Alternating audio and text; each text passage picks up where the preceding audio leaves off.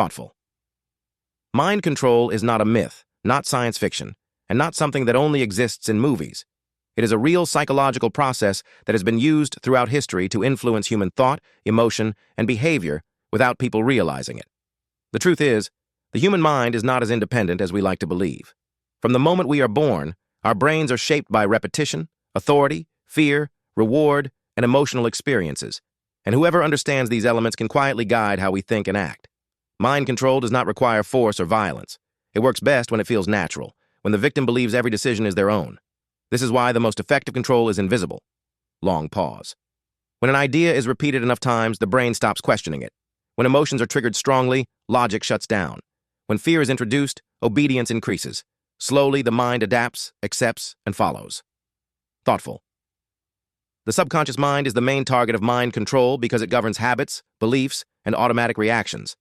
Unlike the conscious mind, which questions and analyzes, the subconscious accepts information without resistance, especially when it is delivered emotionally or repeatedly.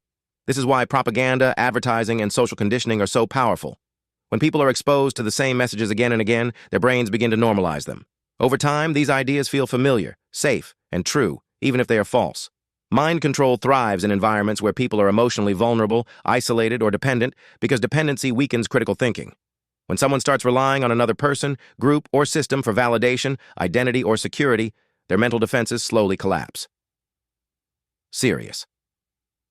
One of the most dangerous techniques of mind control is gaslighting, a method where reality itself is distorted. When someone repeatedly denies your experiences, questions your memory, or makes you feel confused about what is real, your confidence in your own mind begins to break. Once self-trust is damaged, external control becomes easy. Another powerful method is emotional conditioning, where behavior is shaped using fear, guilt, shame, or reward. When a person is punished emotionally for questioning and rewarded for obedience, the brain learns to associate compliance with safety. Over time, the person no longer needs to be controlled externally. They begin controlling themselves. This is the final stage of mind control, where the prison exists inside the mind. Thoughtful authority also plays a critical role in mind control. Humans are psychologically wired to obey perceived authority figures, especially when those figures appear confident, knowledgeable, or powerful. When authority speaks with certainty, the brain often assumes correctness without verification. This is why people can be influenced by leaders, influencers, institutions, or even charismatic individuals who understand how to project dominance and confidence. Fear amplifies this effect. When people are afraid of losing acceptance, status, or security, they become more willing to surrender independent thought. In such states, logic weakens, emotions take over, and control becomes effortless. Serious. The most terrifying aspect of mind control is that it rarely feels like control. It feels like normal life. It feels like common sense. It feels like personal choice. Controlled minds often defend the very systems that manipulate them, because accepting the truth would mean admitting loss of freedom.